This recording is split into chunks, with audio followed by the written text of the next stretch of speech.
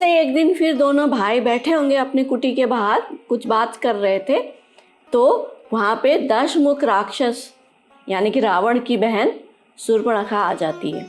आई तो उसने देखा कि सामने ये जो राम को देख के उसको लगता है कि इतना सुंदर पुरुष, उनका मुख, अब यहाँ वाल्मीकि जी राम के रूप का वर्णन कर रहे हैं, दीप्तास्य च महाबाहुम, यानी उनके मुख एकदम दीप के समान तेजस्वी है। महाबाहु मतलब भुजाएं बहुत बड़ी बड़ी हैं, और पद्म पत्रायते क्षणम, यानी जो कमल के फूल है, कमल उसके जैसे उनके नयन है, विशाल सुंदर आंखें, राजीव लोचन बोलते हैं ना श्री राम को, तो वो कमल के पत्ते जैसे उनका सुंदर विशाल नयन है, और हाथी के समान मंद मंद गति से चलते, मदमस्त गयंद। महाराज जी कई बार ये उपमा श्री कृष्ण के लिए अपने प्रेम रस मदिरा में देते हैं, तो यहाँ श्री राम के लिए भी वाल्मीकि जी बोल रहे हैं। और उनके मस्तक पर जटा मंडल, जटा जूट आदि धारण किए हुए हैं, परम सुकुमार और महान बलशाली, राजोचित लक्षणों से युक्त, यानी वो वनवासी ऐसे नहीं है, वो राजाओं के लक्षण है उनमें। और नील कमल के समान श्याम कांति से सुशोभित, कामदेव के सदृश सौंदर्यशाली तथा इंद्र के समान तेजस्वी। श्री राम को देखते ही वो राक्षसी काम से मोहित हो गई। शूर्पणखा राक्षसी ने देखा इतना सुंदर पुरुष जंगल में, उसने तो आज तक जंगल में केवल जो ऋषि मुनि थे उनको देखा था, या तो पशु पक्षी, या तो जो वनवासी लोग होते थे वो, या अपने जैसे राक्षस। उसने जीवन में ऐसे पुरुष को कभी देखा नहीं था। तो अब ये तो राम का वर्णन हो गया। अब वाल्मीकि जी शूर्पणखा का रूप का वर्णन करते हैं, वो कैसी है। और फिर यहाँ बहुत सुंदर ढंग से वो एक राम कैसे हैं और शूर्पणखा कैसी है, उनके रूप का कंपैरिजन भी करते हैं। तो श्री राम का मुख सुंदर था और शूर्पणखा का मुख बहुत भद्दा एवं कुरूप। और राम का जो कमर है मध्य भाग कटि प्रदेश, और उधर छीण यानी कट एकदम पतला सुंदर, ऐसा मोटा नहीं। और शूर्पणखा एकदम बेडोल लंबे पेट वाली, वृत्त मध्यम महोदरी, यहाँ बोला गया ना, सुमुखम दुर्मुखी रामम वृत्त मध्यम महोदरी। और राम कैसे विशालाक्ष, उनकी आंखें बड़ी बड़ी होने के कारण सुंदर थी, और राक्षसी का नेत्र कैसा, विरूपाक्षी, यानी बिल्कुल बेकार, दिखने में कुरूप और डरावने थे। और श्री राम के केश तो सुकेश, जटा होने के कारण, होने के बावजूद ड्रेडलॉक्स थे उनके, फिर भी वो सुकेश थे, चिकने सुंदर।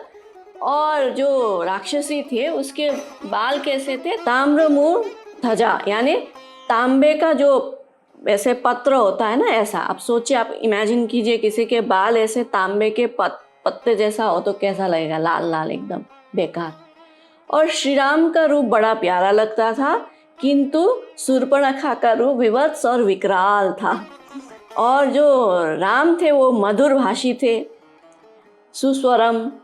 और जो राक्षसी थी वो भैरव स्वना, यानी भैरव नाद करती वाले, एकदम गड़गड़ाते। और श्री राम जो थे वो देखने में सौम्य और नित्य नूतन तरुण थे, उनको तो वो सब मिला हुआ है, बला अति बला सब इत्यादि। और जो निशाचरी थी शूर्पणखा, वो क्रूर और हजारों वर्षों की बुढ़िया जैसी दिखती थी। राम जो है वह सरल बात करने वाले थे, किंतु जो शूर्पणखा थी उनकी बातें कुटिलता से भरी हुई थी। और ऐसे उनके बीच में कंपैरिजन करते हैं, फिर बोलते हैं कि वो राम सदा सदाचार का पालन करने वाले, न्यायोचित और राजा थे, उनसे कभी अन्याय नहीं होता था, ऐसे थे। और ये जो राक्षसी थी वो स्वेच्छाचारिणी, मतलब वो कहीं भी कभी कुछ मन किया वो कहीं भी चली गई, उसको कोई अंकुश नहीं था, ऐसे थी। और श्री राम देखने में बहुत सुंदर प्यारे लगते थे, लेकिन शूर्पणखा देखने से लोगों के मन में घृणा पैदा होती थी, ऐसी वो थी। तो ये दो कंपैरिजन यहाँ पे वाल्मीकि जी कर रहे हैं। अब जब शूर्पणखा ने देखा राम को इतने सुंदर, फिर अपने आप को देखा, मैं तो ऐसी हूँ, तो सोचती है कि अब मैं ऐसे रूप लेके जाऊंगी राम के सामने तो फिर तो वो तो डर के भाग जाएगा। उसको अभी तक ये पता नहीं राम कौन है, उसके राम के बल पौरुष उसके सामने उसका अभी तक सामना नहीं हुआ। उसको तो बस लग रहा है कि ये सुंदर पुरुष है, मनुष्य है। तो मनुष्य तो राक्षसों को देख के वैसे डर जाते हैं, तो सोचती है कि ऐसे रूप बना के तो नहीं होगा, तो वो अपना एक सुंदर रूप बनाती, मायावी थी वो जाती है राम के सामने और फिर पूछती है कि तपस्वी का भेष बनाए हुए, मस्तक पर जटा धारण किए हुए, देखने में तो तुम तपस्वी लगते हो ऋषि मुनि, लेकिन साथ में स्त्री है, हाथ में धनुष बाण है, तो तुम तपस्वी तो हो नहीं। और इस राक्षसों से भरा हुआ जो दंडकारण्य प्रदेश है, इसमें क्या करने आए हो, क्यों तुम यहाँ घूम रहे हो, ऐसा पूछती। फिर तब राम मुस्कुराते हुए, यहाँ पे वाल्मीकि जी बोलते हैं कि हंसते हुए यानी परिहास करते हुए राम उसको उत्तर देते हैं। तो यहाँ जो भी शब्द या चीज़ें राम लक्ष्मण शूर्पणखा को बोलते हैं, इसके लिए हमको ये सोचना चाहिए कि ये मजाक में बोल रहे हैं, कोई सीरियस होके नहीं बोल रहे हैं। तो मजाक में उनको हंसते हुए बोलते हैं कि मैं राम हूँ, दशरथ का पुत्र, और ये मेरा भाई है लक्ष्मण, और ये विदेहराज की जनक की बेटी सीता मेरी पत्नी, तो हम ऐसे इस कारण से यहाँ पे आए हैं जंगल में। तो अपना परिचय देते हैं और फिर पूछते हैं कि अब तुम बताओ तुम कौन हो। अब शूर्पणखा ने रूप बदला है ना, सुंदर बन के आई है, तो राम भी उसको हे सुंदरी ऐसे करके बुलाते हैं, मजाक कर रहे हैं उसके साथ। तो तुम कौन हो ऐसे पूछते हैं। तो शूर्पणखा अपना परिचय देते हुए एकदम रौब के साथ बोलती है कि मैं इच्छा अनुसार रूप धारण करने वाली राक्षसी शूर्पणखा हूँ। और फिर खुद बोल रहे हैं, अब कोई अपना परिचय ऐसा कोई देता है कि मैं राक्षसी हूँ। अब राक्षसी हूँ बताना ही था, इच्छा रूप धारण करने वाली, तो फिर इच्छा रूप धारण करके क्यों आई थी। तो उसको तो सामने वाले को पता चल ही जाएगा ना कि अच्छा इसका ये रियल फैक्ट का रूप नहीं है, लेकिन वो बताती है। उसको गर्व है राक्षसी होने पर, तो अपने बड़े गर्व के साथ बोल रही है कि मैं राक्षसी हूँ, इच्छा रूप धारण करने वाली। और फिर बोल रही कि मैं समस्त प्राणियों में भय उत्पन्न करती हूँ। अब कोई अपना परिचय क्यों ऐसा देगा किसी को, और उस व्यक्ति को जिसके सामने अब वो प्रपोजल, प्रेम का प्रस्ताव लेके जा रही है, उसको बोल रहे कि मैं ऐसी हूँ राक्षसी कि मुझसे देख के सारे प्राणी जो है वो डर जाते हैं, और मैं वन में अकेली एकदम स्वच्छंद, मुझे कोई भय रहित नहीं, भय नहीं है, मैं किसी से डरती वरती नहीं हूँ, मैं अकेले ऐसे घूमती हूँ जंगल में और सबके मन में भय उत्पन्न कराती हूँ, मैं इतनी डरावनी राक्षसी हूँ। और तुमने मेरे भाई का नाम तो सुना ही होगा, विश्रवा मुनि सुने हो, बहुत बड़े ऋषि हुए, उनके जो वीर पुत्र है ना रावण, वो मेरा भाई है, संभव तुमने उनका नाम सुना ही होगा, ऐसे बोलती है। फिर बोलती है मेरा एक भाई रावण, दूसरा भाई महाबली कुंभकर्ण जो सदा सोता रहता है, तीसरा भाई मेरा विभीषण है, परंतु वो धर्मात्मा है, वो उसमें राक्षसों वाली कोई आचार विचार नहीं है, वो कभी उसको पालन नहीं करता, बेकार है। और भी भाई है मेरे जो युद्ध में बहुत, जिनका प्रख्यात पराक्रम है, वो है खरदूषण। तो ऐसे ऐसे मेरे भाई है, ऐसी मैं राक्षसी शूर्पणखा हूँ। और श्री राम बल और पराक्रम में मैं अपने उन सभी भाइयों से बढ़कर हूँ। यानी शूर्पणखा कोई स्त्री है, राक्षसी है तो कम नहीं है, वो खुद बोल रही है। और अभी तक इसने जो भी अपना परिचय दिया वो झूठ नहीं बोला है, वो सही बोली है। तो यहाँ पे बोल रही कि मैं अपने भाइयों से कम नहीं हूँ पराक्रम में। ऐसा नहीं कि मुझे अहंकार सिर्फ इन लोगों की वजह से है, मैं खुद स्वयं भी सक्षम हूँ। और लेकिन अब तुम्हारे प्रथम दर्शन से ही मेरा जो मन है तुम में एकदम आसक्त हो गया है, और यही कारण है कि मैं तुम जैसे पुरुषोत्तम के प्रति एकदम प्रीति का भावना रखकर बड़े प्रेम से पास आई हूँ। रुचिर रूप धरि प्रभु पै जाई, बोली वचन बहुत मुस्काई, तुम सम पुरुष नमो सम नारी, यह संजोग विधि रचा बिचारी, मम अनुरूप पुरुष जग माई, देखें खोजी लोक तिहु नाई, ताते अब लगी रही हूँ कुमारी, मन माना कछु तुम ही निहारी। कि ये सुंदर रूप धारण करके जाके राम के सामने क्या बोल रही कि तुम्हारे जैसे पुरुष मैंने आज तक इस संसार में नहीं देखा। मैं तो सब जगह विचरती हूँ ना, मेरे को उड़ने की शक्ति है, स्वेच्छाचारिणी हूँ, स्वच्छंद में, मेरे ऊपर किसी का कोई अंकुश नहीं है। तो मैंने सब जगह घूम घूम के बहुत सारे लोग देखे, नाग, गंधर्व, देवता, सब लोग, लेकिन तुम्हारे जैसे पुरुष मैंने नहीं देखा। लेकिन मेरे जैसी नारी भी तुमने कहीं नहीं देखा होगा। तो ये जो विधि है ना ब्रह्मा जी, इसने बहुत सोच समझ के हम लोगों की जो जोड़ी है ना उसकी रचना की है। इसकी जो वास्तविक शक्ल है वो तो इसको ही पता है, लेकिन फिर भी बोल रहे, उसकी दुस्साहस देखिए कि राम ऐसे सुंदर पुरुष के सामने जाके बोल रहे कि मेरे जैसी नारी कहीं नहीं होगी, तुम्हारे जैसे, तुम्हारे लिए एकदम परफेक्ट हूँ मैं। बोल रहे कि अब तक मैं इसलिए कुंवारी अविवाहित रही हूँ कि मुझे मेरे समान कोई मिला ही नहीं साथी, लेकिन अब तुम देख के अब मुझे हो गया, मेरा जो क्वेस्ट था, सर्च, वो खत्म हो गया, अब मैं तुमसे विवाह करूंगी। ये झूठ बोल रही है यहाँ पे शूर्पणखा। क्यों? क्योंकि शूर्पणखा का पति था जिसको रावण ने मार दिया था, और इवन उसका एक पुत्र भी था, तो पुत्र को भी लक्ष्मण जी मार चुके हैं। तो ये कहानी पीछे का है, इसको वाल्मीकि जी ने या तुलसीदास जी ने अपने ग्रंथों में खोला नहीं है अभी, लेकिन ये दूसरे रामायणों में ये कहानी हमको मिलता है।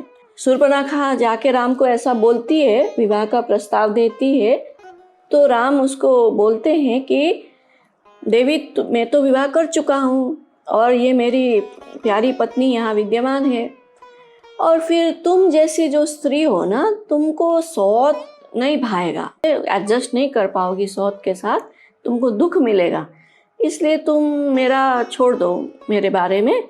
मेरा ये छोटा भाई है ना लक्ष्मण, बड़ा शीलवान है, प्रिय दर्शनम यहाँ लिखा है, और देखने में प्रिय लगने वाला, ये बल और पराक्रम में मेरे समान है, और इसके साथ कोई स्त्री नहीं। अब राम यहाँ, राम तो राम है, झूठ नहीं बोलेंगे, ये नहीं बोल सकते कि ये अविवाहित है, लेकिन यहाँ बोल रहे हैं कि उसका अभी उसके साथ स्त्री नहीं है, उसकी स्त्री अभी अयोध्या में। ये खोला नहीं लेकिन बोल दिया। और ये अपूर्व गुणों से संपन्न है, और तरुण तो है ही, मेरे से छोटा है, रूप भी दिखने में बड़ा मनोरम है। वो तो लक्ष्मण जी तो गोरे थे, तो अतः इसको जाके तुम बोलो। सो हो सकता है अब ये जंगल में अकेला है तो उसको पत्नी की होगी आवश्यकता। मेरे साथ तो मेरी पत्नी है, मुझे तो, मेरे पास तो वैकेंसी नहीं है, हो सकता है मेरे भाई के पास वैकेंसी हो, तो तुम जाके उसको उसके सामने प्रस्ताव रखो। कई लोग ऐसा लॉजिक लगाते हैं ना यहाँ पे कि वो शूर्पणखा ने क्या ही बिगाड़ा था, वो प्यार ही तो करती थी राम को, प्रेम प्रस्ताव ही तो रखा था। लेकिन यहाँ प्रेम प्रस्ताव नहीं रखा है शूर्पणखा ने। अगर प्रेम होता तो वो राम के कहने पर फिर तुरंत लक्ष्मण को देख के फिर अच्छा हाँ ठीक है तुम ही अच्छे हो, ऐसा तो नहीं बोलती। तो लक्ष्मण को देखती है शूर्पणखा और बोलती कि हाँ ये भी कोई बुरा नहीं, ये अच्छा है, ये भी सुंदर है। तो प्रेम होता तो थोड़ी ना ऐसा ही कभी इधर नहीं होता। ये प्रेम नहीं था, उसका काम था, वासना थी।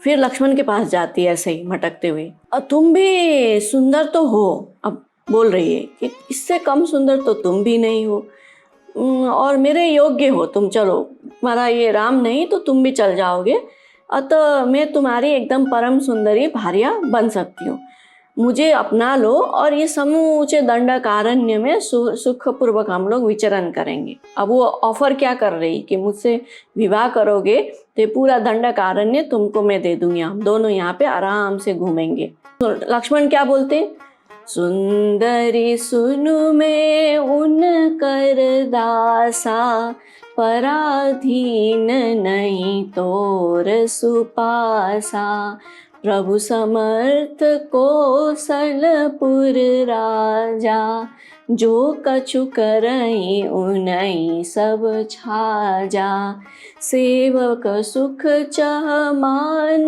भिखारी, व्यसनी धन शुभ गति विविचारी, लोभी जसु चह चार गुमानी, नवदुद चहत ये प्राणी, तो लक्ष्मण जी बोलते कि सुंदरी सुनो, मैं तो उनका दास हूँ, पराधीन हूँ प्रभु के, और अब तुम मेरी पत्नी बनोगी तो दास की पत्नी तो दासी हो जाएगी ना। और कहाँ तुम कहाँ शूर्पणखा, इतना इतना तुमने अपना बखान किया, अभी अभी रावण की बहन हूँ और ये हूँ और वो हूँ, कहाँ तुम मेरे अधीन दास के भी दास पत्नी होके तुम रहोगे, तुमको ये नहीं भवेगा। एक काम करो, ये तुम्हारे योग्य तो ये राम ही है मेरे बड़े भैया, जो कि कौशलपुर यानी कौशल प्रदेश के जो राजा हैं वही है तुम्हारे योग्य, तो तुम उनको ही जाके बोलो करके लक्ष्मण ने फिर शूर्पणखा को राम के तरफ फिर लौटा दिया। अब ये यहाँ पे एक बार फिर राम के पास जाती है, फिर लक्ष्मण के, तो ये एक दो बार ना ऐसे फुटबॉल की तरह इधर से उधर होती है। तो जब ये शूर्पणखा को समझ आ जाता है कि ये लोग मेरे साथ परिहास कर रहे हैं, सीरियस नहीं है मेरे प्रस्ताव के लिए, मुझे मेरा मजाक उड़ा रहे हैं, तो वो फिर क्रोध में आ जाती है। और क्रोध में आकर क्या बोलती है, अपना भयंकर रूप प्रकट करती है। अब बहुत हो गया, अब मैंने अपना सुंदर रूप दिखा के तुमसे मैं प्रेम पूर्वक बोल रही हूँ, अब तुम लोगों को मेरी जो अच्छाई है हजम नहीं हो रही ना, अब चलो रुको, मैं अभी दिखाती हूँ तुम लोगों को अपना असली रूप। तो उसी समय वो एकदम अपना कुरूप जो असली स्वरूप अभी वाल्मीकि जी ने जिसका वर्णन किया था उसमें आ जाती है और बोलती कि ये सारे फसाद की जड़ तो ये सीता है, मैं इसको अभी खा जाती हूँ और तुम्हारे इस भाई को भी खा जाती हूँ, इन दोनों को मैं खा जाऊंगी और फिर हम दोनों अकेले रहेंगे ना, तो फिर तुम फ्री हो जाओगे, तुम्हारे पास स्त्री भी नहीं रहेगी, भाई भी नहीं रहेगा, तो फिर तुम्हारे पास कोई ऑप्शन नहीं रहेगा, तो फिर हम दोनों आराम से इस पूरे दंडक वन में जो है विचरण करेंगे करके वो अपना भयंकर रूप दिखा के सीता जी के सामने वो लपटती है। तो जब वो ऐसा करती है तो राम जो है लक्ष्मण को बोलते हैं कि सुमित्रा नंदन, क्रूर कर्म करने वाली नारियों से किसी प्रकार का परिहास भी नहीं करना चाहिए। अभी तक तो खुद परिहास कर रहे थे, तो अब बोलते हैं राम कि ऐसे क्रूर कर्म करने वाली अनार्य स्त्री के साथ कभी परिहास नहीं करना चाहिए। ये लेसन है सबके लिए, जो भी सोचते हैं ना कि हाँ थोड़ी देर टाइम पास ही कर लूँ, क्या फ़र्क पड़ता है, सीरियस नहीं, ऐसे मजाक में भी कुछ लोग उलझाते हैं लोगों को, तो उसके लिए राम बोल रहे हैं कि ऐसे लोगों के साथ कभी मजाक भी नहीं करना चाहिए।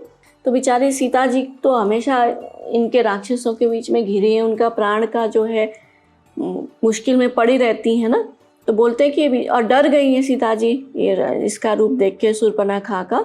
तो राम बोलते हैं कि गुरु सिंह यानी लक्ष्मण जी को, तुम इस कुरूपा उल्टा अत्यंत मत वाली और लंबे पेट वाली राक्षस को किसी अंग से हीन कर देना चाहिए। लक्ष्मण जी को तो अब क्या चाहिए, उनको तो मनमाना चीज मिल गया आज्ञा। तो क्या करते हैं, लक्ष्मण अति लाघव सुनाक कान बिनु कीन्ही, ताके कर रावण कहाँ मनो चुनौती दीनी। तो लक्ष्मण जी ने बड़े फुर्ती से उसको बिना नाक कान का कर दिया, मैंने नाक कान उसके काट दिए। अब ऐसा क्यों किया, मारा क्यों नहीं, छोड़ा क्यों नहीं, वो इसलिए कि मानो उसके हाथ रावण को चुनौती दे दिया है। अब ऐसे ही तो रावण तो लंका में रहता है, अब दंडकारण्य तक तो श्री राम पहुँच गए, अब कहाँ रावण को खोजने के लिए ऐसे ही तो नहीं जाएंगे, तो कुछ तो चाहिए ना, किसी कारण से तो रावण के साथ टक्कर होनी चाहिए। और ना रावण यहाँ आने वाला, रावण ने तो अपने सारे राक्षसों को वहाँ भेज रखा है दंडकारण्य में, खुद तो आता नहीं, किस हिसाब से उसको चुनौती दे ताकि राम और रावण के बीच में युद्ध हो। तो ये शूर्पणखा जो आई थी उसका नाक कान काट के भेज देते हैं, तो ये एक चुनौती हो जाएगी, ऐसा सोच